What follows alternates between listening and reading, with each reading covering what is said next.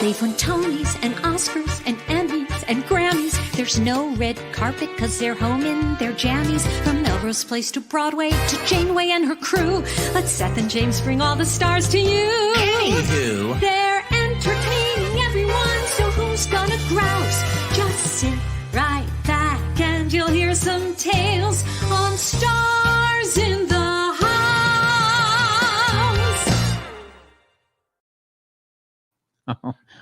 Okay, wait. We're always forgetting this And our reveal. element. Hi, guys. It is a reveal. Hi, I'm James Wesley. I'm Seth Rudetsky. Welcome to Stars in the House. What's up? This is something that we started in March. We've been going every single day since March, and we are doing it as a fundraiser for the Actors Fund. And normally we describe what the Actors Fund is, but we have a description tonight from Shondaland. Let me try to find this amazing video. This is from, we are so excited. We can't tell you how much we love Scandal. And it's Scandal. That's right. Seth was seeing if Katie could say it like that. Actually, what were you doing? You were doing something. And places, Shondaland. That's right. Hold on. So, but on the last day that Scandal had its series finale. And we're going to talk to them about this. They actually did a reading for... They did it for the Actors Fund, and they did it at the El Capitan Theater in Hollywood on the last day. So here's a description of what the Actors Fund is. You know, I came in contact with the Actors Fund. I got to know them during the writer's strike.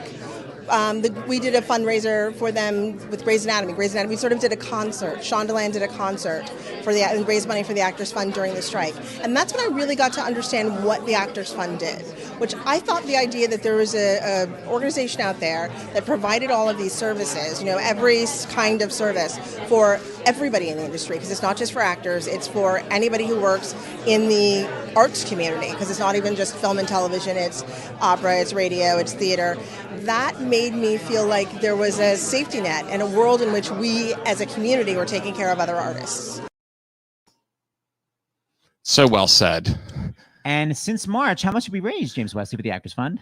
Over $408,000. Just from our viewers out there that send in $5, $10, We're not talking about $20. corporate donations here. It's really the average donation, I think, is like $40. And it's really, really helping. You can go to the Actors Fund and say, I cannot pay my rent. They say, how much is it? And they will give you the money right there. I can't pay my health insurance. They're an incredible organization. And like we said, for anybody in the arts, how do people donate? Well, they donate. They can go to starsinthehouse.com. You can donate, or you can text Fund 2020 to 56512. And then one of the cool things we love about the show is that we have some of the stars who are going to read the donation. So when you donate and you get that receipt, you can forward it to donations@starsinthehouse.com. And someone, maybe some people from OPA, maybe some from the White House, will read your donation. Yeah, we'll have Huck read your donations while he's killing someone. So never. Well, he'll let them go. 70% of the time. Any to the who. Okay, are we starting? I'm very excited. So we have to explain. So we love StreamYard. That's the platform we're on. We do this literally from our living room. And we discovered this platform like the day before we went on the air, March 16th. So here's the limitation with it, because it isn't Zoom, because it's going out. Thank you, People, by the way, people.com and People TV for streaming it on your platforms, in addition to ours. The limitation. Send the link to Dr. LaPook. Okay, by the way, midway through, we have Dr. John LaPook, who's the medical correspondent for CBS News, who's also our medical correspondent. So that, by the way, leads me into how we're going to divide the show. Because unlike Zoom, where you see you can be 100 people on the screen, StreamYard only allows 10. So Dan Bucatinsky, who plays James, who's our wonderful friend who organized this whole thing, he had a great idea, which was to divide it into OPA and White House. So such a name dropper with OPA. Okay, whatever. Olivia Pope and Associates, of course, Seth. Duh. So we're going to do OPA first, and then we're going to have our medical break, and then the White House. I think let's bring everyone on, Seth. Oh, M to the G. Okay, so we're going to start with our Broadway lover, Katie Lowe's. Hi, Katie. Broadway. Hi, guys. Hi, Katie. You've got magic to do. Very exciting. Hi. Otherwise known as Quinn. Okay, otherwise known as Quinn. Okay, then we have Cornelius, otherwise known as Marcus. Hi, Cornelius Smith Jr. Hey, what up, though? Hi, Cornelius. It's all good in the hizhood. Okay, then we have a producer / director, Tom Verica. I hope I'm pronouncing it. Is it Verica? That's it. You got it. You're right on. I still got it. You're the most elementary school teachers, so you did well. Then we have Guillermo, who plays Scary Scary Huck, but he's damaged. He can't help it. Hi, Guillermo. Hey, what's up, guys? Hi, Guillermo. And speaking of Scary Scary, we have George Newbern, who plays Charlie. We've got magic to do. I like it. I like it a lot. There we go. I had to go right into it. Sorry about that, guys. There you go. Okay, I thought George was actually We giving have Joe Morton right here. Mr. Hey, Pope. hey. Papa Pope. Hey, Hello. Yay. And Ms. then we have she had an under 5 and she became an extra and then she built herself up. The amazing Kerry Washington. OMG. I'm like, who had an under 5? Who was that? That's Seth's sense of humor, Kerry. Oh, right. There's that. That's my- There's that. Wait, no one's ever gotten a heart on their name. How did you do that? It's so cool. Since we're doing magic, I did mine. I Sure applaud thee. Okay, So so much Jimmy, love we for gotta my start. Scandal fam. So much love for my Scandal fam. Yo. Hello, baby. Miss you guys. We, Right back at we you. are your Yeah. Scandal fans. We're totally obsessed. You basically have 2 stalkers interviewing you. So just so you know, we're Well, completely they're, obsessed. they're used to stalkers on the show, so Okay. it all works. Guillermo's trying to get back in. I think his Oh. Wi-Fi is not all that great. We'll bring Guillermo in a second. Kerry, like the most basic question before we get started with everyone, how did you get Scandal? How did you get the job? Was it created for you? It seems like it was. It should have been. Oh God, no. I mean, in my heart, I felt like it was created for me when I read it, but so did like 50 other actresses in Hollywood.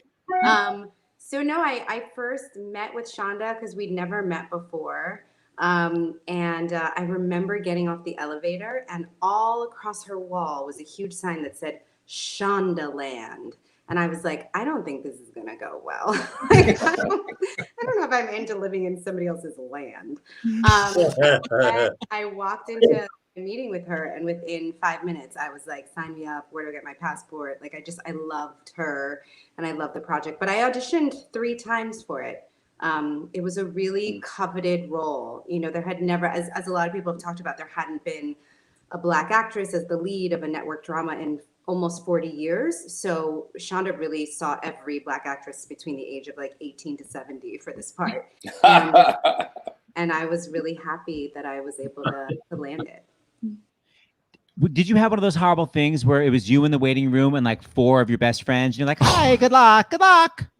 You know, it was actually like this very powerful moment for Black women in Hollywood, because what was interesting was that we knew how special this was. We knew that none of us had seen a role like this in our lifetime, and for us. And so there was really a sense of like, may the best woman win, and whoever gets it, we will all have her back. Like there was a commitment that we would all be in each other's corner no matter who got it. Because in our feeling was, this has to work. Otherwise, it might be another 40 years before somebody lets a Black woman be the lead of a network drama. You know?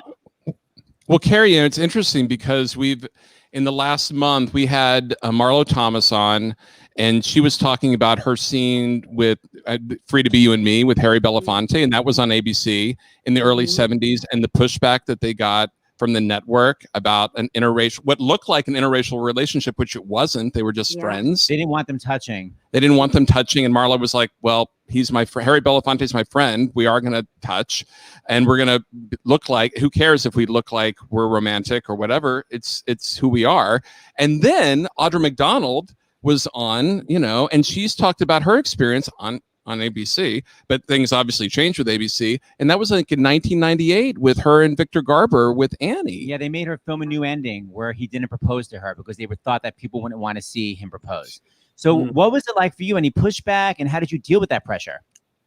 No, it wasn't pushback. I mean, once we started filming this pilot, I mean, as a lot of these guys can tell you, like, we just wanted to make the best show possible. And I felt like we can't control the results. Like we can't control whether or not audiences are ready to see this, what was being talked about as a risk on network television. Like none of that was in our hands. All we could do was show up and do our best work, like bring our A game, bring our craft, and let go of the results. So luckily for us, audiences were ready. Audiences were hungry. Audiences were excited about either seeing heroes that look like them for the first time in their lifetime, or seeing heroes that didn't look like them that they could be in relationship with. And so we were really happy to be a part of that. Tom, were you there all the time while it was being filmed? What was your actual role? Were you constantly on set? What was happening? Every single scene, even when it was written, I was no. I came in. I did episode 6 of the first season. There were 7 episodes, and the episode I had was kind of the origins episode of Fitz and Olivia. The trail. The trail. So I came in. I mean, I had known I'd known a few of these actors, and obviously I've been working with Shonda for some time. And then I came aboard full time second season. But when Tom came on, it felt like we found the show. You know, like we were doing this really fun procedural. It was like a really great relationships. The writing was fantastic. I remember in episode 3, we were like, oh, we have a show. Like it was super exciting.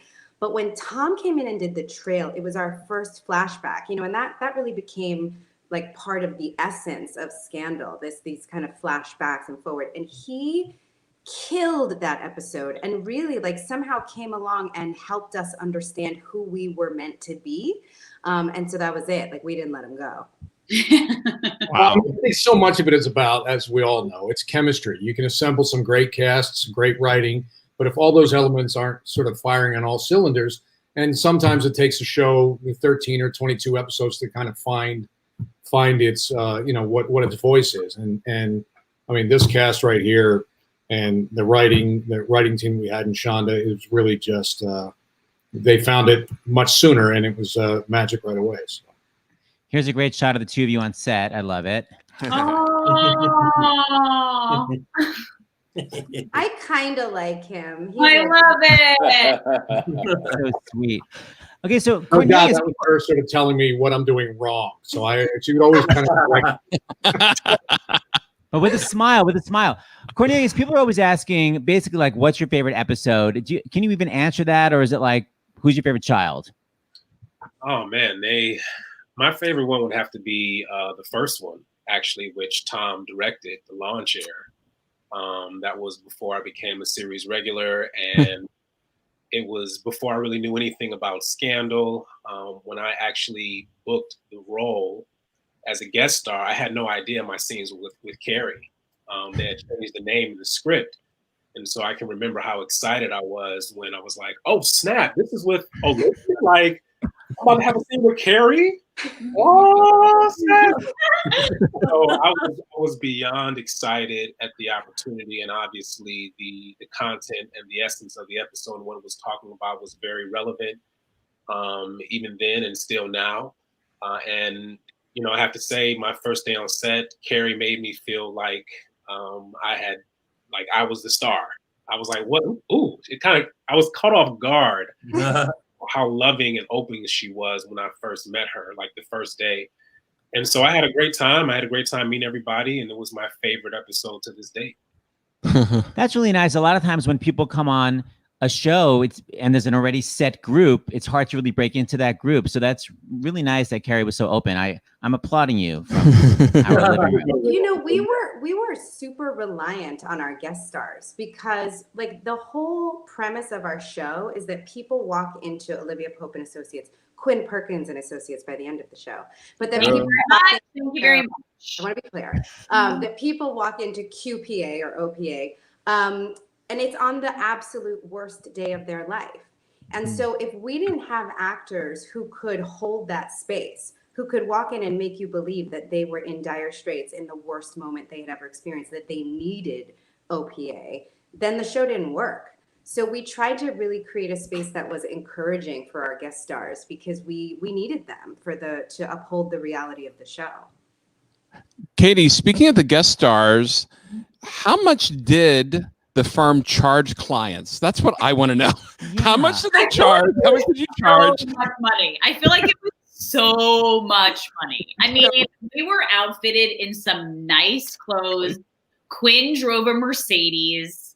I mean, that was given to her, I feel like, from the company. That's how I justified it. I just feel like a lot of money, right? Like a lot. Yeah, a lot of money. Yeah. And the second question on that, did you ever have more than one client at a time? Yeah, we were wondering that too. There's always one person having a breakdown. We had some people on retainer who just That's what I was going to say. you know what I mean? We have retainer clients who find themselves in scandalous situations. You know, my dad taught me how to run. We occasionally had obligatory somebody was on the way out as the next one was coming in too. Yeah. And we noticed that too. There wasn't a lot of security. People were always just walking in, and it was always like, "Sir, you can't." And then I was like, "Doesn't anybody work the front desk?" No. Get back to me. Lean and mean, no front desk. We have to stay lean and mean. You have to be essential, or you're not allowed in the door. But how about just like a lot? How about just turning that? Anybody? I guess nobody.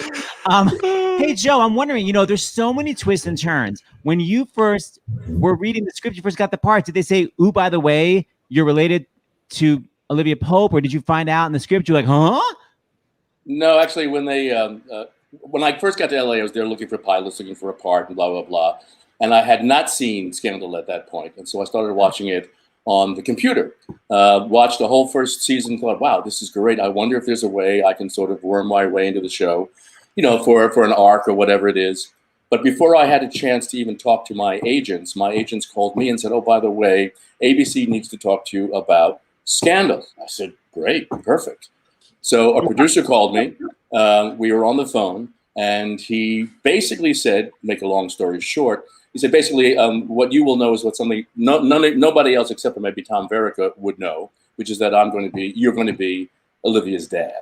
So I didn't join the show until the end of the second season, and that was the secret I sort of carried around with me, right. Which was funny because Kerry would walk up to me all the time and say, I hope we have scenes together, and I'd say, yeah, me too. Joe Morton I grew up in a household where Joe Morton was a hero, right? Like I watched Brother from Another Planet 117 times. Like Joe Morton is like it. And so when he becomes a guest star on our show and he only has scenes with Scott Foley and Jeff Perry, I'm like, how did this happen? Like, this is the worst situation of my life. Like, here's one of my absolute acting heroes, and I don't get to do a single scene with him. And I didn't know until we had the table read for that episode with the big reveal, like where I say dad at the end of the episode. I did not know until I flipped and saw those words, dad, on the page that Joe was going to be my dad. I had no clue. My God. Tom, you did not trust Kerry Washington with that secret? I could not. Trust me, Shonda Rhimes. I told her I would keep that. And you trust me, you want to keep your secrets with Shonda Rhimes. Yep. But we on that note, when we actually shot that scene, because it was a cliffhanger at the end of the season, we had no idea what their relationship was like. Was exactly. It a good bad one? We knew no history behind it. We knew we were going to explore it the next season. So Kerry and Joe, we were both, Kerry's like, well, what is this, dad? Is it this? Is it that? Is it like dad? Or is it like? I mean, we must have shot those scenes in the car at least 5 different ways. I think 5 or 6 different ways we tried it, not knowing where it was going to go. Exactly. Oh my God! So you got to do that. You had to do that kind of actor thing where you have like 7 different subtexts for a word. Exactly. It reminded me of auditioning for commercials back at the beginning of my career. Like, this is good. This is good. Yeah. Do we gotta go up at the end, or? Yeah. Totally. I don't need to see that. Hey George, I just 2 things. Katie, I just sent you donations. Donations are already coming in, so I'm going to do that next. But George, you sent some pictures. I did. I'd love for you to. Let's just put them up. Let's see. Hold on. That's it looks like my camera was blurry, but yeah, that was the day of the which day was that? We were having was it a steak dinner at the White House. Dinner at the White House. Yeah. Hold on. I'm gonna put up a couple. That was 100 episodes. 100 episodes. Oh, tough boy. Rivals. I love it. Rivals. See. Hey, Georgie, you seem like such a comedic actor. Was that your style before this? Because I feel that was sort of the fun thing about casting you, is that you're so crazily evil, but you're like, I'm also like, I'd hang out with him. Well, I don't know. I had to. I started as a guest star, and then I kind of was still auditioning for 50 episodes into it, and then finally it kind of did go. So I never knew if I was going to stay or leave. So it was like I was always on on my toes. But I'd done mostly comedy before, and then some sort of awful bad guy parts. But this was a great combination of kind of getting to do a little bit of both. It's pretty rare to get to do that. Yeah, it was a great combination to have you be so not nice. No, so not nice. Actually, Katie, why don't you read the donations? We haven't done those yet. Let's do that before we ask you another question. We have some donations coming in. Thank you, people, so very much. Nikki from Glasgow, bless you for the Scandal Cast event. Can't wait to see Bellamy and Kerry again. $10. Thank you, Nikki. $25 from Zoe. Nikita from California, 20. I just wanted to thank the best cast on television on the best show on television. Scandal is a show never let go of, and we hope you never let go of your forever gladiators. To Tony and Kerry, please work together again. If it's just reading the phone book. Amy from New York, 25. Andrea from New Jersey, 77. I love that number. Lori from Massachusetts, 25. Lisa from Connecticut, 50. Thanks so much for doing this Scandal reunion. My Thursdays haven't been the same without you. Caitlin from Connecticut, 25. Kimmy from Kentucky, 50. Marissa, 10. Donated for my mama, who is a huge Scandal fan. Unfortunately passed away before the series finale, but I watched it for her and myself. Thank you, Marissa. Thank you, everybody. Yes. Thank you, everybody. And this goes directly to anybody in the arts, on stage, behind the scenes, in front of the camera, behind the camera, to literally pay rent, pay health insurance, pay for groceries, pay for medicine. Actors Fund is for everyone, and they're a great organization. Speaking of the series finale, what was it like doing the table read? How dramatic on the night that the series finale aired, and then you're reading it in front of an audience. What was that like? For the Actors Fund. For the Actors Fund. Cornelius, Joe? Take it. Yes. Have we even seen it? I don't know if we'd seen it yet. Yeah, I mean, for me, the whole experience was just kind of surreal. And even the show ending and having to kind of end the show, which I think that was maybe the first show that I had been the pleasure of being a part of that actually came to an end because it was my first series regular role. So it was all just kind of a new experience for me, one that I just really am grateful that I've had and I still cherish today. But everything about it was surreal. I mean, the cast, the crew, the family, the relationships that were established, the fans, the love that we get on social media and just out in public, and even there at the reading. I mean, gladiators go hard, and so we appreciate it, and we send the love right back. The best thing about those live table reads was we always read our scripts live every 10 days when we got a new script, and it was the first time we were all ever getting the information. It was a cold read every time, and it was raucous it was just a raucous, it was not one of these table reads where everyone's sort of serious. There was hooting and hollering and screaming and snapping and standing up. So the couple times we got to do it in public, it was just the same, but more so. It was just, it's the best to share. The table reads are one of the biggest things I miss. It's live theater. It really is. Directors would come in and they would just be blown away by this cast and how that table read came to life, unlike any other show they've been on. Yeah. I mean, the great thing is nobody held back at the table read. It was a real, we actually read it through. So if it was emotional, people would get emotional. We would all respond to that emotion.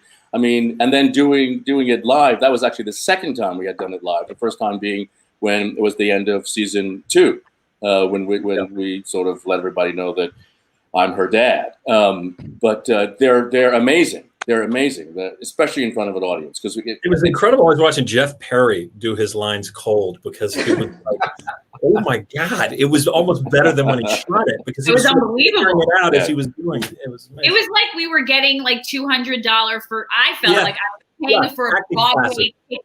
You know what I mean? I felt like I was first row for a Broadway ticket. I would forget that I had to do stuff because I was busy watching everybody just mock their stuff.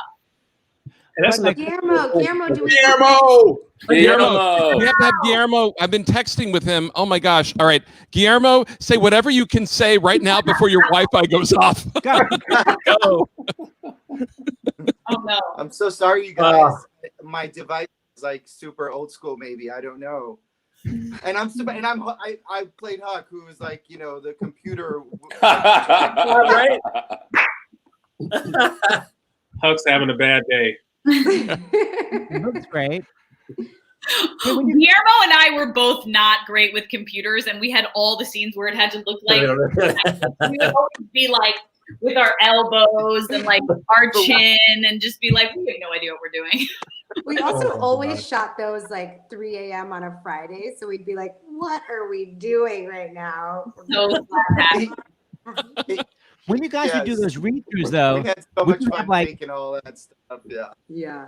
Yeah. Huck's on.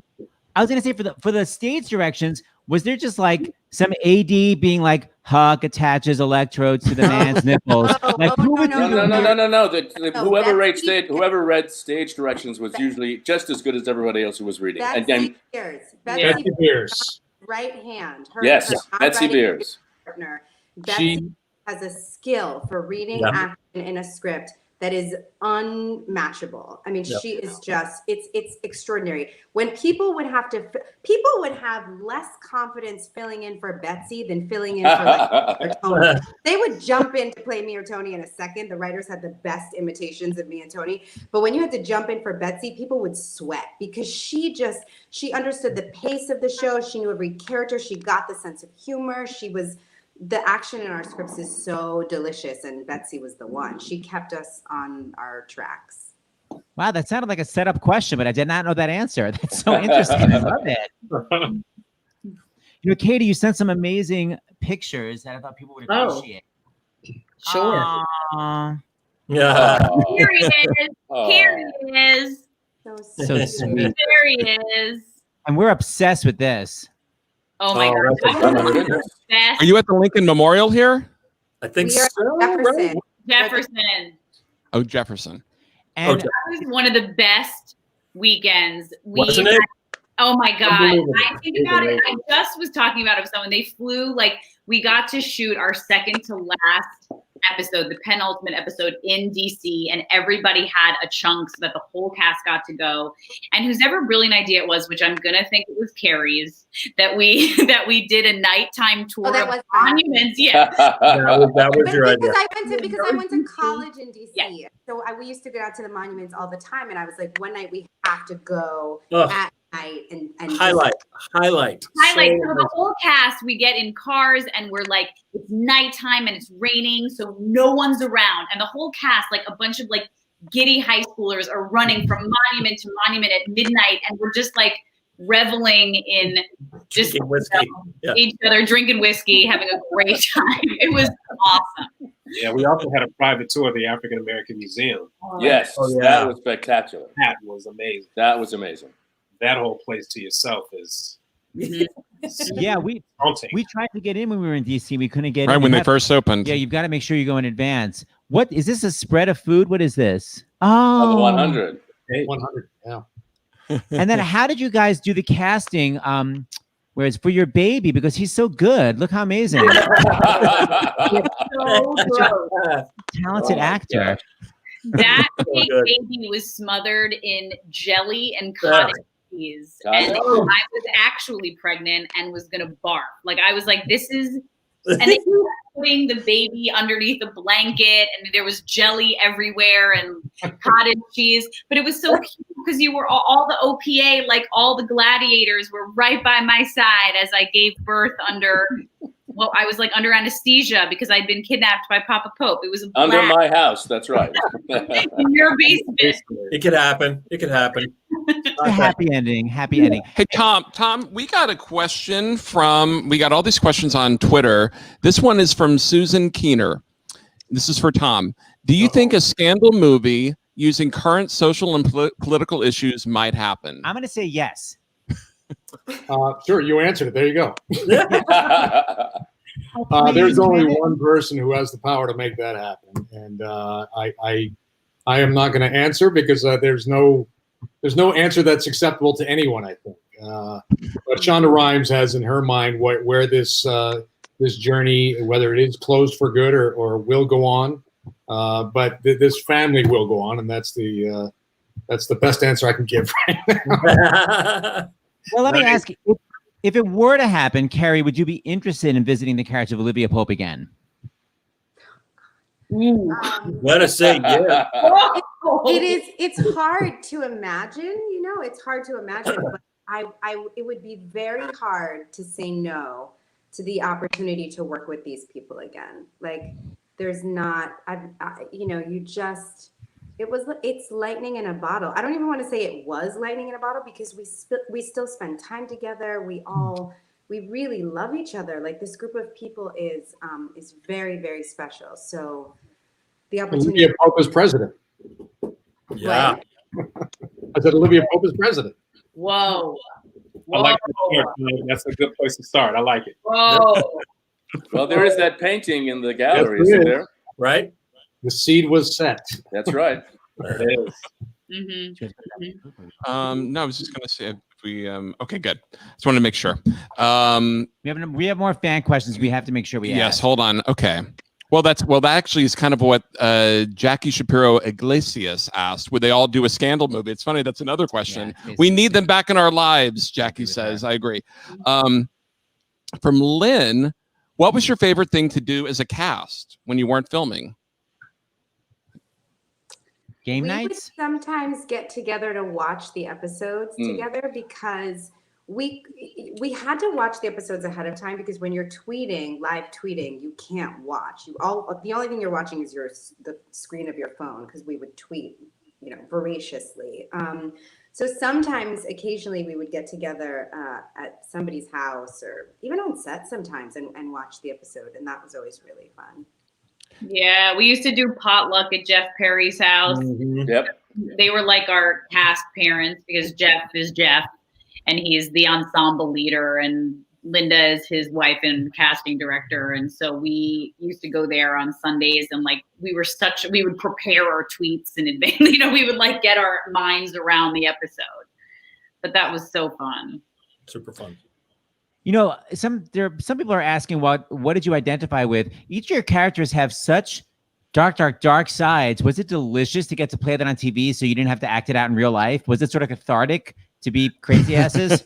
Well, I mean, as I said before, when I came to LA, I was actually looking for, because most of my career had been good guys. So I was actually looking for a very smart bad guy. And this was fortunately just gifted to me, which I was more than happy to say thank you for.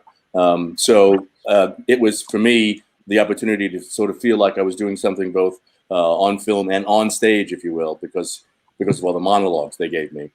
So that to me was just a real, for me, a tremendous gift. It was for us too, Joe. It's a lot to do. And for me, I don't think Marcus Walker had a dark side. At least it wasn't revealed to me. He was The affair with the mayor's wife. That's how it started. I do remember that one. Judgment. That's a judgment call, not a dark side is what I said.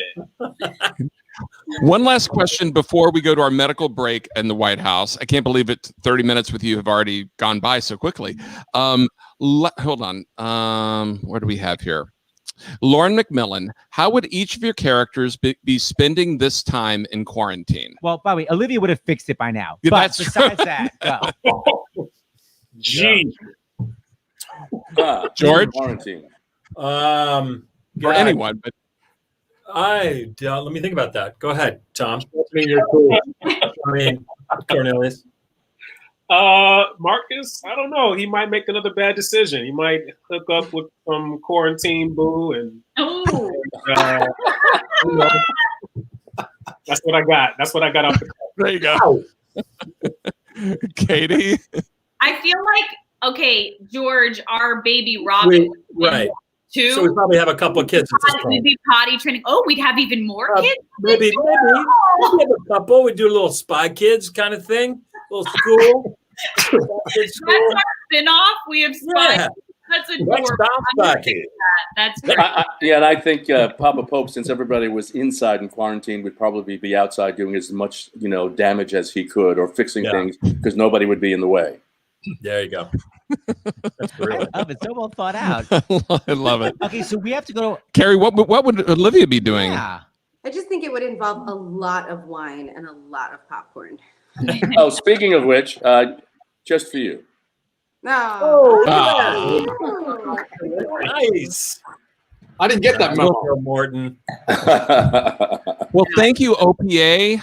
Oh my God, we love you guys so much. We're going to take our medical break. Yeah, we're going to take a medical break. That doesn't sound right, does it? We're taking a medical break. No, It's in a good way. It's in a good way. those times where you need a medical break, right? Yeah, me too. Thank you, everyone. Kerry, we're going to Thank be you. back after medical break. OPA, we loved having you. Thank you so much. Thank you for having us. You guys. Thank Bye. you. Such fans. So we have the chief medical correspondent from CBS News here. He's also our chief medical correspondent since our very first live stream for the Actors Fund. Please welcome the amazing and very knowledgeable Dr. John LaPook. Hi, guys. Wow. Hi, Dr. LaPook. Star-studded, fabulous cast. Love Scandal. Wow. To be a pope at all.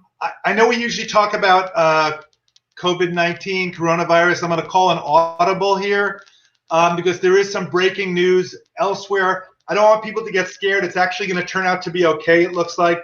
But there's news about RBG, Ruth Bader Ginsburg, and it just came from the Supreme Court of the United States. Justice Ginsburg underwent a minimally invasive non-surgical procedure today at Memorial Sloan Kettering Cancer Center in New York City to revise a bile duct stent that was originally placed at Sloan Kettering in August 2019. There's already been misunderstanding about this on the internet, so I want to quickly explain what this is, what it looks like this is. So I am a gastroenterologist as well as an internist. We all know that she had pancreatic cancer. It's been very, very slow growing over many years. She had a recurrence, and last August they put in a stent, which is like a little opening, a little tunnel to keep the bile flowing from the liver to the intestine. The bile is the thing, that yellow stuff that helps digest food. It's been almost a year. It was August 2019.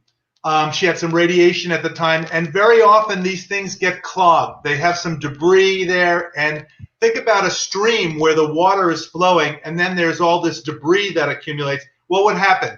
The stream would start to back up, right?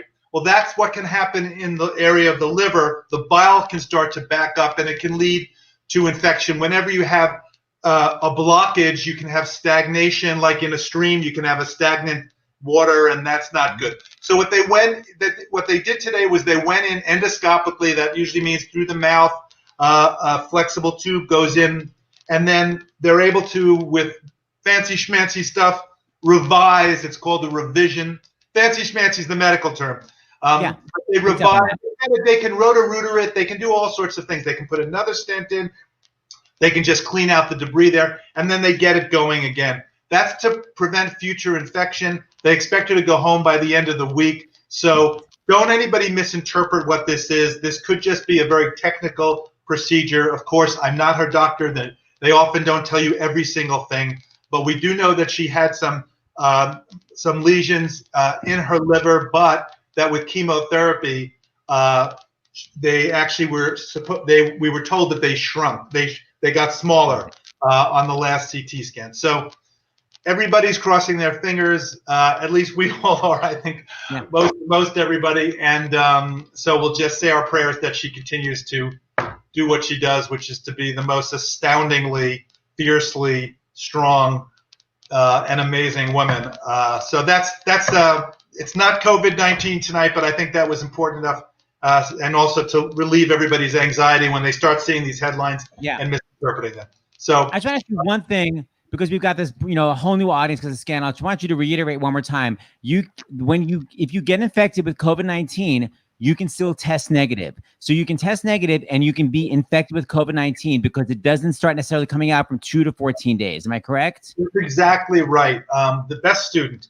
So if you get infected today and it's incubating, meaning it's inside you, it hasn't popped out yet, it's multiplying, and anywhere from 2 to 14 days later, it can come out and you start shedding it and being infectious. Meaning, I get infected today, I take a test tomorrow, it's negative. I take a test the next day, it's negative. I take a next day, then it's negative. And then the following day, after I've had that negative test, I could start shedding. And the reason why infecting people, yes, and even without symptoms, we know that I don't know anywhere maybe up to 40% of people don't have symptoms. We don't know exactly, but a lot of people never have symptoms and they still shed the virus and infect a lot of people. It's very important because as a doctor, I mean, this is the single biggest misunderstanding I've gotten since the beginning of the pandemic. I got another call yesterday from somebody who said, I want to see my mother tomorrow. She's older. If I get a test today and it's negative, can I see her tomorrow? No, because you could be incubating it, be negative today, and then suddenly start shedding it tomorrow. Last thing I want to say is if anybody out there doesn't believe that masks help, remember there are the 2 hairdressers who, one, they had the disease, they had COVID, they were shedding it. One had symptoms for 5 days, one had symptoms for 8 days. They were wearing a mask the whole time. That they saw 139 clients, 139 clients. The number of clients who got infected was 0. They tested about half of them. So it's possible the other half, weren't tested. Maybe they had some asymptomatic spread, but 0 symptoms. They then went home. One of them, hairdresser A, went home, and her husband, her daughter, I guess her daughter's boyfriend, and then another friend who was living with her daughter, all came down with COVID because she wasn't wearing the mask at home.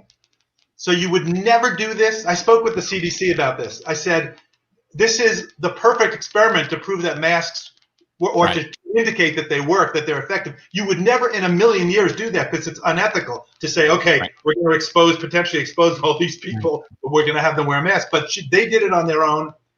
0 people came down with symptoms. Half of them were actually tested and did not have a PCR positive. Their PCR was negative for COVID-19. So folks out there, wear the mask. And if you're thinking about going back to school and back to off to work and going inside restaurants, it ain't going to happen if you're not wearing a mask. I mean, not logic.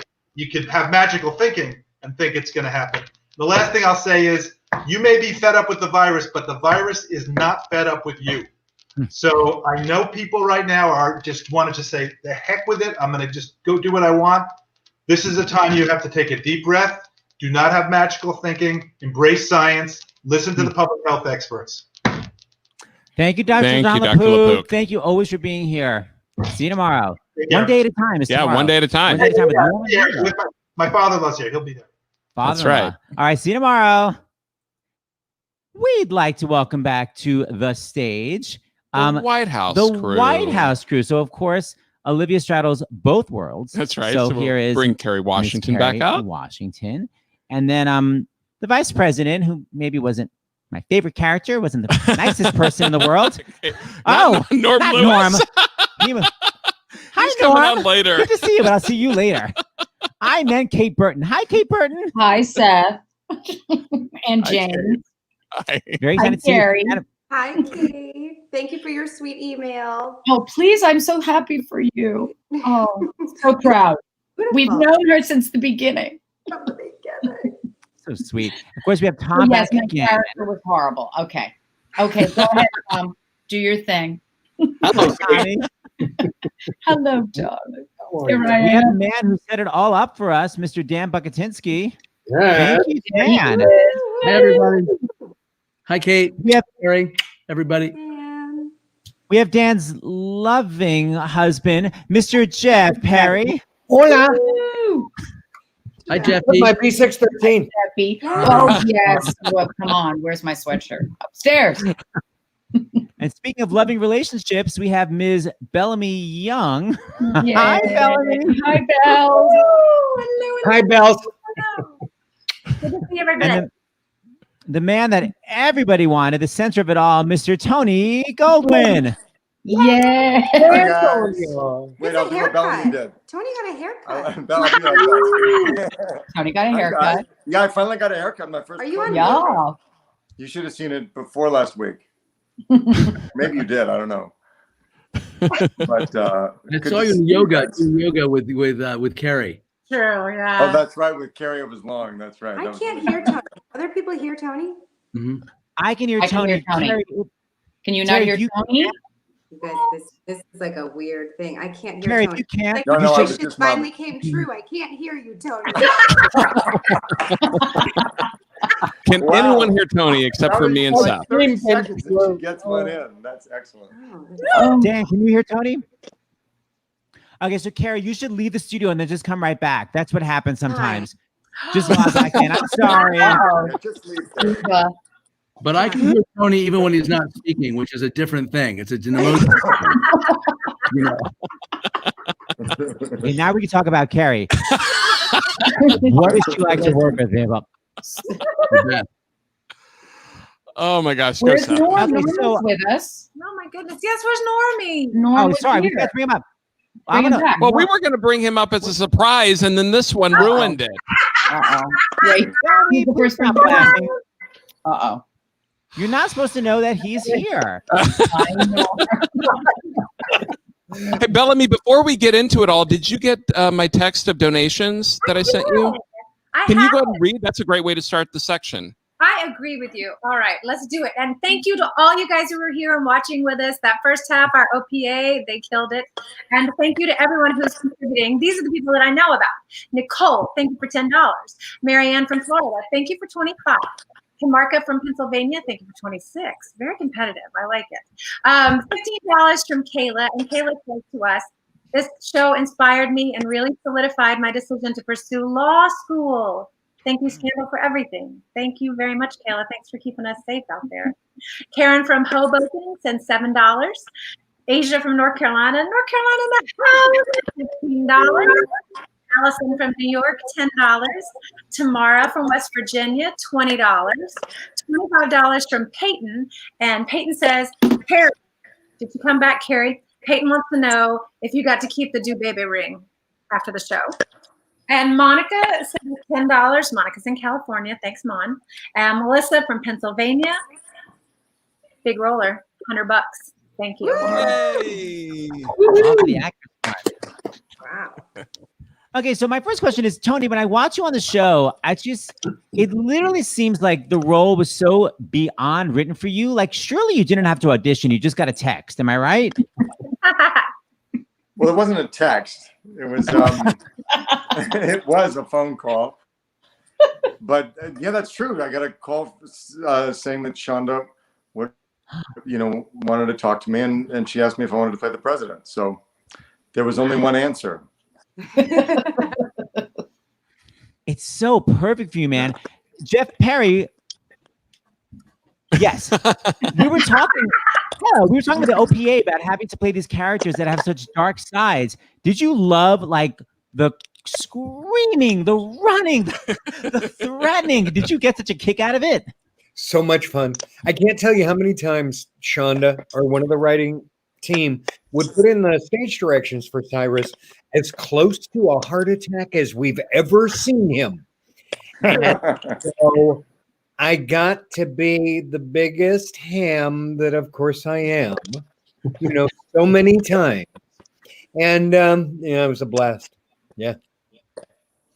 Kate, what about you? Did you enjoy the holier than thou nonstop name dropping of scripture? I mean, homophobic, racist, you name it. I mean, I hope you all know that there's nothing that's further than me. I mean, Jeff and I, for some reason, we had a lot to do together, didn't we, Jeff? And Tony and I. No, I mean, it was an unbelievable experience. I mean, I got a text sitting at the Edinburgh Festival saying, will you play the vice president? And of course, the answer was yes. And then my next question was, who is the president? And they said Tony Goldwyn, and I laughed out loud because Tony and I met when we were 20 and 21 years old at the Williamstown Theater Festival in the Non-Equity Company. So Non-Equity. Tony and I have known each other. So it was like madness. The whole thing was madness.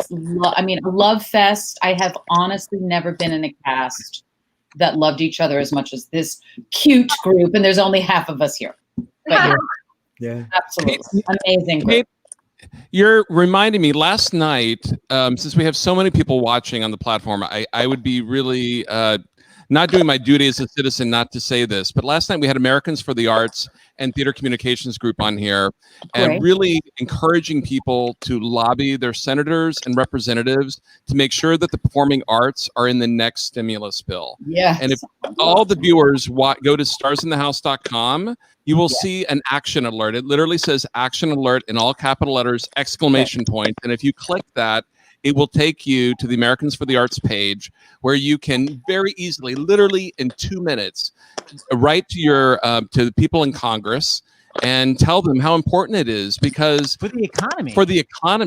If nothing else. Yes. But I mean, it's because last night we had like Marlee Matlin on, and she was talking about how important the children's theater for deaf and hard of hearing kids was to her in Chicago, which actually led to her getting Children of a Lesser God, Right. and win the Oscar. And everyone was talking about their theater experiences. I'm curious, like, how many of you came from theater?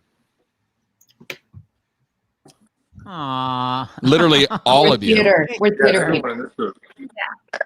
I mean, does anyone want to speak to that? Because I don't know if everyone understands that most people that are in TV and film usually begin in a small, not in New York or LA, but like in a small regional theater. In and a that's non-equity. In a non-equity. And that's where a lot of the theaters are in danger. Anyone want to just speak to that? I know it's not scandal related, but it is, because you wouldn't be here without it. I would offer that Dan should speak because he had a double expertise, double major. He was a magician and a theater artist. Please don't mention that. Please don't mention it. You promised me you would not talk about it. No, Dan, first to start, and then we'll move right off of it. What was your name as a magician? I'm going to kill you, okay? Kill him later. Talk about Come on, Dan. All right, I was the great Houdini for many years. At children's birthday parties. I'm just saying this because I want to raise money for the Actors Fund. Yes, Dan. I was the great Houdini. I made balloon animals, but after that, my first job was a non-equity company playing Eugene Morris Jerome in Biloxi Blues in a hot barn in Pennsylvania for $40 a week. And Jeff Perry was a founding member of the Steppenwolf Theater Company. And everybody here began in the theater. So, I mean, it was a bonding repertory theater vibe, certainly, that I stepped into as a guest star on Scandal. So I certainly felt that vibe when I first did the show. And you guys can speak better to your theater roots. And I think it also helps, when you have come through a tradition that values rehearsal and preparation, and you have that in your bones, and then you are given a script like this, like you're given little one-act plays. I remember the time, Jeffy, we had like a one-act play, and Tony, you were in a coma. We'd shot you, and you were in a coma. And then Jeffy and I had to talk for like 8 pages on network television, which you never get to do. But your theater child inside, like you get the pages the night before, and you just kind of roll up your sleeves, you learn them real fast. You know how to listen, and you know how to work and trust and make that leap. And it's just a different sort of thing than training, like training for the camera, and it only won't happen here. Like, theater is you live it, and we got to live it fast. And we also had the pressure of Scandal pace. So you had to, wasn't just can you walk and can you talk and can you talk faster than you think your tongue might ever work again. So all that stuff comes from those old school leather, yellow leather, all that kind of stuff. I loved that. Belle, remember you guys, I loved Shonda's explanation. It was really early on. She loved editing. She loved the first creation, and then the last, she called it her last draft, which was working on the editing. Anyway, she said to us, you guys, okay, I got to gather you. I could make up actor-friendly reasons, I suppose. I could try, but I'm just going to say it. When we're too slow, this is hideous. It is excruciating. I can't stand it. When it moves fast, I start to love it. And I always remember that. A real chief of staff that Judy Smith, who Kerry's character was based on, arranged for me to meet. I asked him once, what's the tempo in your White House, when you lived through it? And he paused and he said, "Did you ever try to drink from a fire hose?" I thought, oh my God, what a beautiful image. Now I get the sort of organic reason. These people got too much to do, man. So you got to move. Kerry, it was really your office where I feel the talking was the fastest because there'd be all that exposition with the photos going up. Who was the best at it, and who was always like, "I need to take two"? They're not here right now. You can say whatever you want. No, I will not say who, because I think it was actually like part of how we knew that something was going on for somebody. Like, is Katie okay? Because she it was like how we knew that somebody like needed a nap, because if you couldn't get your scandal case. But I think Katie Lowe's was extraordinary. Yeah, I was gonna say she really had it. And then also Josh Molina, he just annoys me because he has a photographic brain, and so he could metabolize the language faster than anybody. Wow. Yeah, Josh couldn't be here tonight. For people that are asking, we love Josh, but he couldn't be here literally tonight. Dan and Jeff, we have to discuss it. Dan, as a fellow gay man who works out, how much panic did you go into when you saw the script that you basically completely take off your clothes and you have an entire scene nude on camera? Yes. Were you like, I never in my wildest dreams thought I'd have go? Let me hear. It's my biggest fear in the whole world, and it has been my entire life. And as Kerry pointed out before, and it's 100% true, none of us ever saw a script before the table reads. So that moment appeared in front of us, and we all saw it at the same time. And Jeff and I looked at each other, and I just wanted to know how many days I had to starve myself. And I had 11 days to starve myself and do sit-ups. And it was very scary. Very, very, very scary. But such a brilliant, beautiful scene. Just so great. It was written beautifully. That's one of the top 5 for sure. Yeah. It was written like a play, and we were very lucky to do it. I'll never forget this. So I arrived on set for that day. I was so nervous, and Kerry had sort of conspired with the art department to create posters of the bare naked brawl, which was going to be like a giant naked fight that was going to happen on set. And there were posters all over the set. Oh my God. There it is. Is this real? Jeff's got it. Yeah, there it is. Oh my God. Bare naked. And I have one more. Oh my God. I don't know if I can take credit. I never saw that. Oh my God. There's Gabby. There's the art department created it, and I was convinced that there was going to be an audience for our naked brawl, and there wasn't, except the crew. But it was scary. Jeff, I would say that was scary, wasn't it? Oh my God. Danny, Linda let out a yelp, and she pretended it was something else because we had a Chinese wall. Linda Lowe was casting director, and how do you know her, Jeff? Can you tell us? He slept in her. Are you married to her? Yes, I'm married. And anyway, she ended up telling me. She just said, Jeff, naked. Like Dan said, we had about 11 days. He quickly confided in me it was going to be juicing, and that was it. And I kind of looked at the calendar, and I looked at myself, and I thought, wait, James Gandolfini, may he rest in actor heaven forever. Well, he's not what you call svelte, and I love him. No, I think I'm just going to keep eating. I have to say, I directed that scene, and it was one of the most challenging to plan. How do you show a wide shot with 2 men standing there completely naked on ABC television? So we came up with a lot of creative ways to put things to block and shoot around.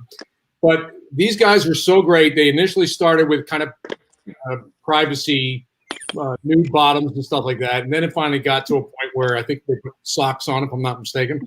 And I'll never forget the boom man was standing there, and I see him offset, and he's holding the microphone. And in the middle of the scene, Jeff Perry didn't care. It fell off, and he kept going. And the boom man looks back and is like, "What is going on?" Yeah, we'll never forget. The modesty shields did not stay on. Let's just say that. And it happened, and it was very cathartic for everybody. It was good. It was good preparation for my pregnancies for hiding body parts behind furniture. Oh my God. It was good preparation. Oh my God. We were like, Yeah. we got lamps, we got boxes, we know how to do this. Yeah. Tony and Kerry, not surprisingly, there's a lot of questions here from fans. So I want to just read a few. This one is from Anna. Would Olivia and Fitz's relationship survive quarantine? Ooh.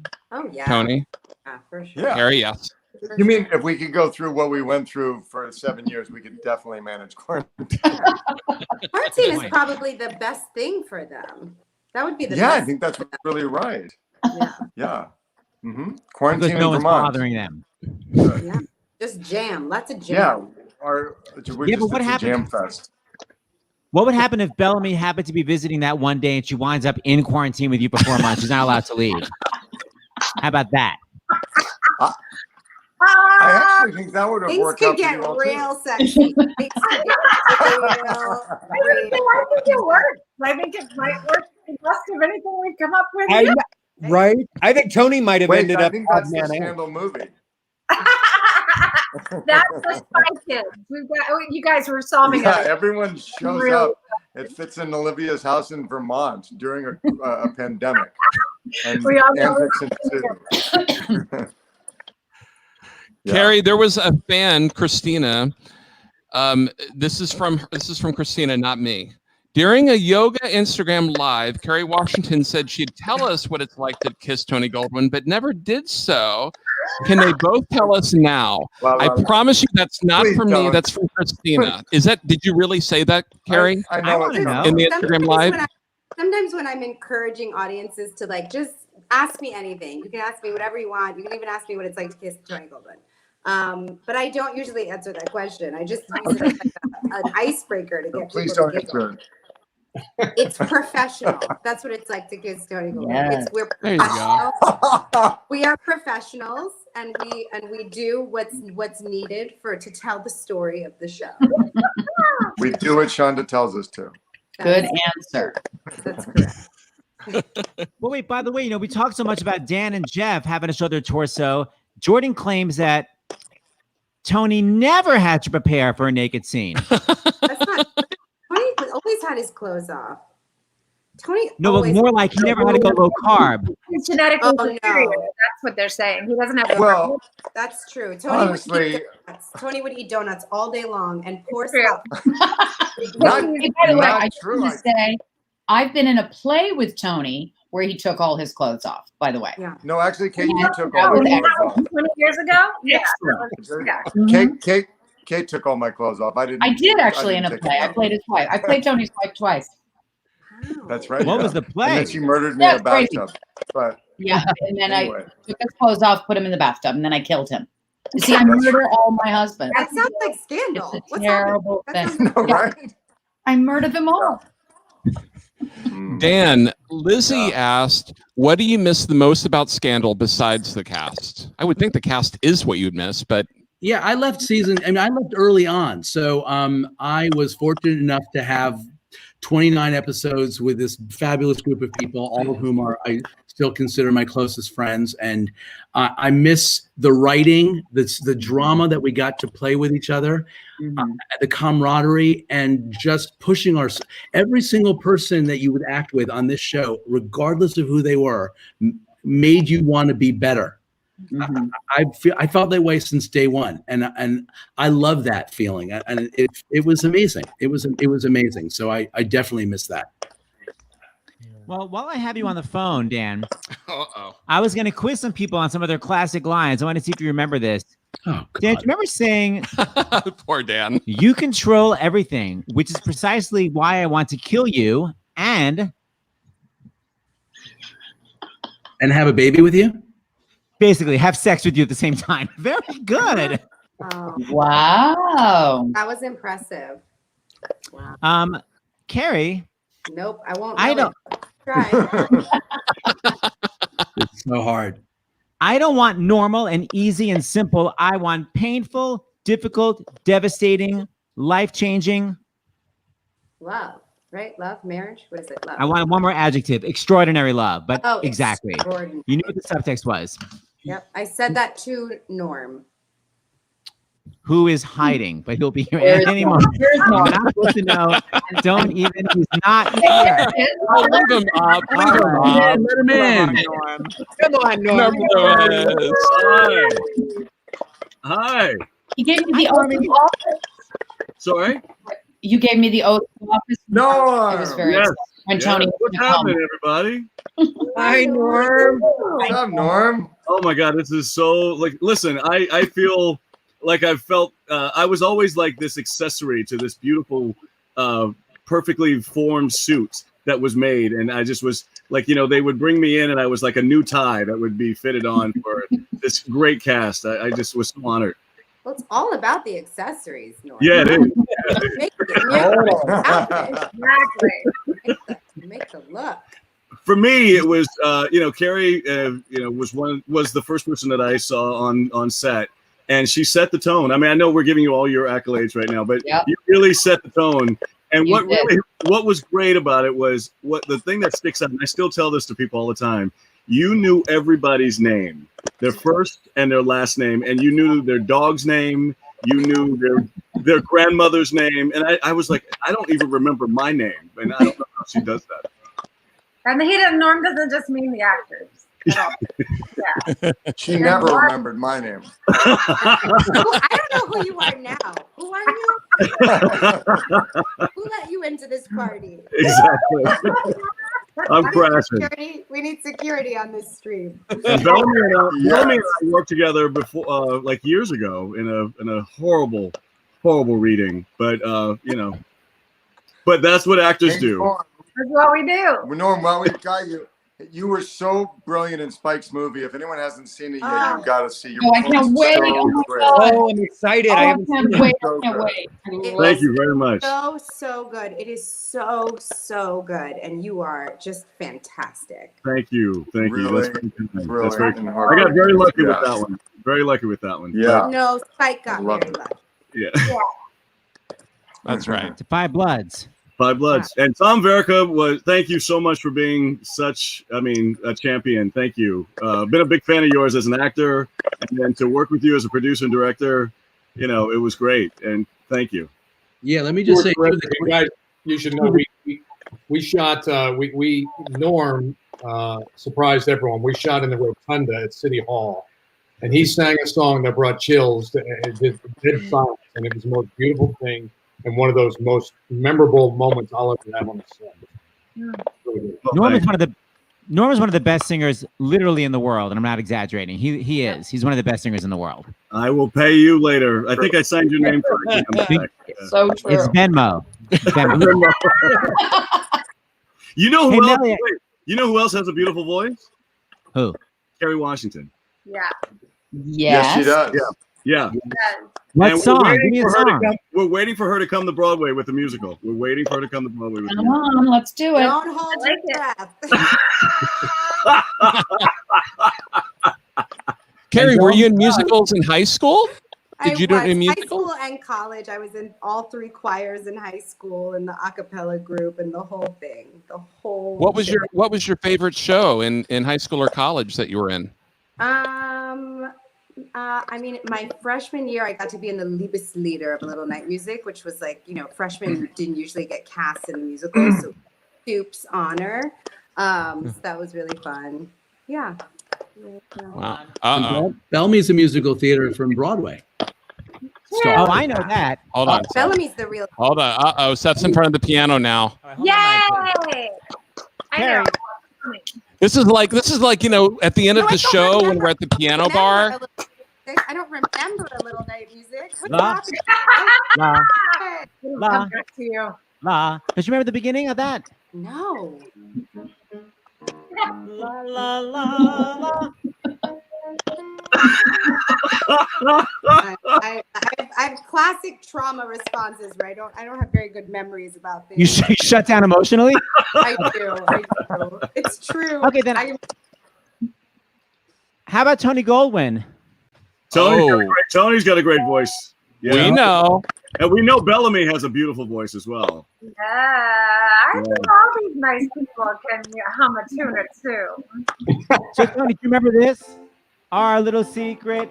Oh, yes, it's yours and mine. Oh my God, Hello? it's terrifying. Musical theater. He's Our pretending. little to be secret. pros. Oh, yes, it's yours and mine. What is that? What's that from? Is that Promises, promises? promises? Not working, sir. Not working. Okay. you're Okay, back. hold please. Tony Goldwyn. I mean, this is chutzpah, as we say. Okay, you literally start. Oh, our little secret. Oh, yes, it's yours and mine. Our little secret. For now and all the I did not do that on purpose. Because we've got a little secret. Promises, promises.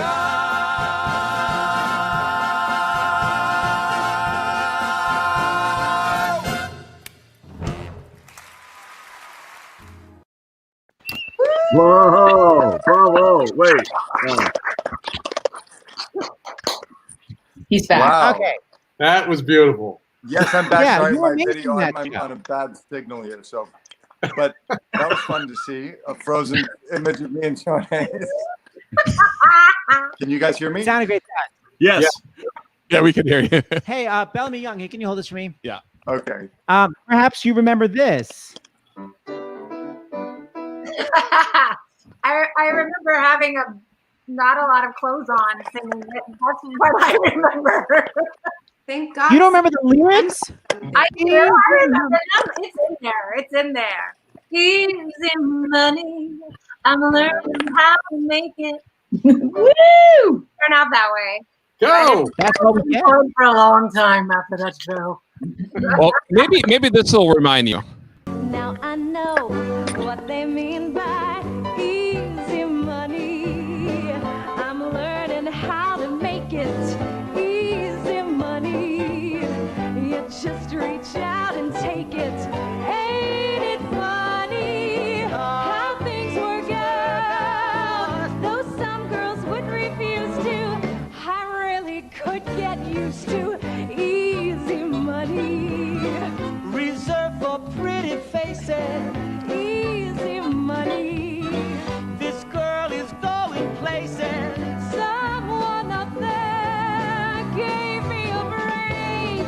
Oh, that easy money. Oh, that easy money. Oh, that easy money is so easy to take.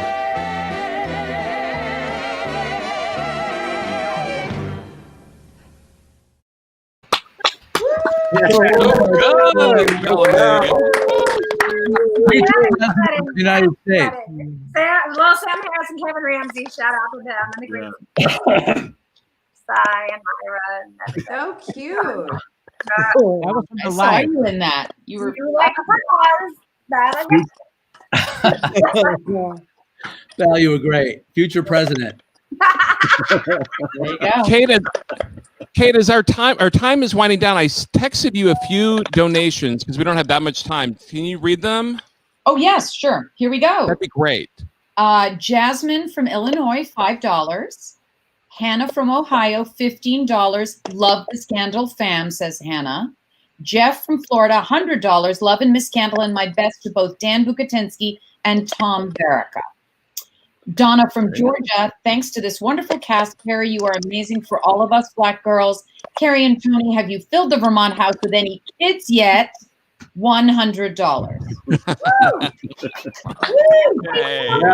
Have to do baby ring, Kerry. And tell Peyton if you've got that ring. What? Peyton, who donated, wanted to know if you kept the do baby ring. Oh, no, I don't have it. I don't have it. I have the white hat, but I don't have the. Of course. Norm, yes. And James, before we go, I heard Norm was going to sing. That is totally true. I just want to make sure that people visit Dan's website, by the way, which is it's great. Danny.com. He's doing socially distanced bar mitzvahs. Support him. Okay. Wearing absolutely nothing. If that's inappropriate, I don't care because I'm in my own home and I'm masked and gloved. It's all good. All right, so Normie Lewis, I sent you a piano track. But hold on, before that, Norm, you got to talk about the Black Theater United. Black Theater United that you co-founded with all of our friends. Yeah, it's LaShawn, everyone. Yeah, it's about 20 of us, and we just after the whole George Floyd incident, we just were, like everyone else, we didn't know what to do, and so we all got together and decided to create Black Theater United, and so we've been doing a lot of things from a macro level to a micro level, things that deal with theater, but we want to deal with things that are very societally, changing. And so we've been dealing with Fair Count with Stacey Abrams and her sister, Dr. Janine Abrams McLean. And we're also partnering with Harness, which is, I have to read this. So it's America Vieira and Wilma Valderrama. And they have a hashtag Be Counted, which Kerry Washington, I think, is associated with as well. And it's about the census and making sure that it's tell everybody how important the census is, to fill that out, to be counted, because, you have to, that's the only way that people can know to have the money allocated to those areas for many different reasons. And so, yes, please fill out the census. Please fill out the census. Please fill out the census. Yes. Register no one to gets vote. information. No one knows your personal information. It's for that for communities that just we just need the money allocated to those areas, and so it's very, very important. And I was saying people of color are notoriously undercounted. Right. With the census. So it's really important that everybody fill it out. Kerry, you've been really vocal on social media, I think, right, about the census and making sure everyone's counted. Yeah, and actually, Tony Goldwyn and I were on an Instagram Live, and we just filled out my census. I filled it out. He didn't fill it out for me, but we were together while I filled out my census. It literally takes 10 minutes, and the information that's gathered matters for the next 10 years. lot. So Yeah. it's a really important investment. If you're in a community where you feel like the schools aren't up to par, or you don't have enough ventilators in times of COVID, or your streets are not, the infrastructure is not being taken care of. That is all the result of people not filling out their census 10 years ago. Yeah, so right. Community get the resources that it needs today, you got to be counted. Yeah. Kerry, Yeah. Kerry and Norm, can you get it, if you didn't get it in the mailbox, can you get it online? Yes. Yeah, go online, super. I didn't get my card with the number, but I went in online and filled out the appropriate information and was able to do it without the number. Cool. And it's being shown right now, 2020 census.gov. Great. Yes. Great question, Jeff. Yeah. Yeah. All right, so we've done our civic duty. Now let's do our vibrato duty. Yes, Norm Lewis. Norm Lewis. Listen. I put Norm to do this song because I said that, Kerry, you broke poor Norm's heart during Scandal. So I thought that the song would be appropriate. Maybe you'll win her back. Try it. Well, Norm. the thing is, I'm forever the guy that Olivia Pope let go. So The one that got away. the one. Oh. So this is a song dedicated to Olivia Pope / Kerry Washington. Hopefully this comes out okay. You ready? Look at me. I'm as helpless as a kitten up a tree. And I feel like I'm clinging to a cloud. I can't understand. I get misty just holding your hand. Walk my way, and a thousand violins begin to play. It might be the sound of your hello, that music I hear. I get misty,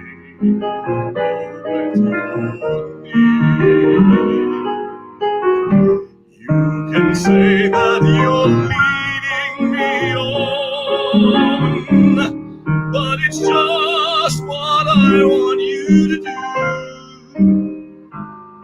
Don't you notice how hopelessly I'm lost? That's why I'm following you.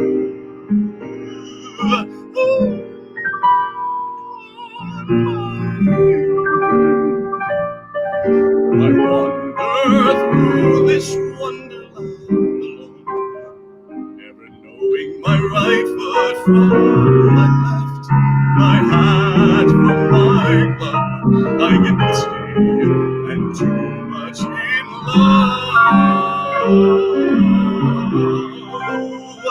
Yes, I get misty and too much in love.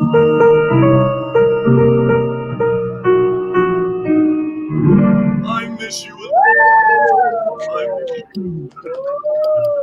Woo! That was amazing. Oh, wait. Another song. Yay, Norm. Listen, it was such an important. Sorry? You ran Tony Goldwyn out the room. Yeah. He knows it's done. He knows it's done. Maybe his Wi-Fi go out. If you had done that, you would have had Olivia. See? No, because he might have then started dancing, and that goes poor. Poor Tony. There was this cast. I have to tell you, not only were they are so talented, and it was such a pleasure to be on that set. They were so welcoming and giving, and it was a lesson. It was actually to see people that I've admired for so long, new friends and faces. It just was amazing. And thank you, Shonda Rhimes, for creating such a beautiful, beautiful piece of art. I agree. We love it. And by the way, it's not quite a family show per se, but our whole family loves it. This is our daughter Julie, who's obsessed with the show. Is like fluttering so much just seeing you guys. Like I am such huge fans. Oh my god! Yeah, she's having a panic attack. It's all fun. Love it so much. Thank you. Thank you Love for you. watching. Thank you for coming on the show. Thank you guys for having us. Thank you, Dan, for putting this all together. Thanks, Danny. Kerry, congrats on the Emmy nomination for yourself as an actress, as a producer. But let me tell you guys, as human beings, I think you are among the greatest people I've ever met. If there was an award, every single one of you deserve it. I love you so much, and congrats to all of you guys. Love you, buddy. Love. Love you. Bye, guys. Gladiators too. They're part of the Yeah. Yes, thank you to our gladiators. We're forever indebted. Forever. Thank you, Shonda. Thank you, gladiators. Thank you. And donate to the Actors Fund. Yes. Yes. Actors Fund. Yes. Fill out your census. Fill out your census and go to starsinthehouse.com for the action. Call your mother. I mean, walk your dog. No. Change your underwear. Oh, sorry. Don't go to whodanny.com. Take a bath. Take a bath. Don't kill people with the chair. Don't do that. Right. Bye, everyone. Bye, guys. Bye. Bye, darlings.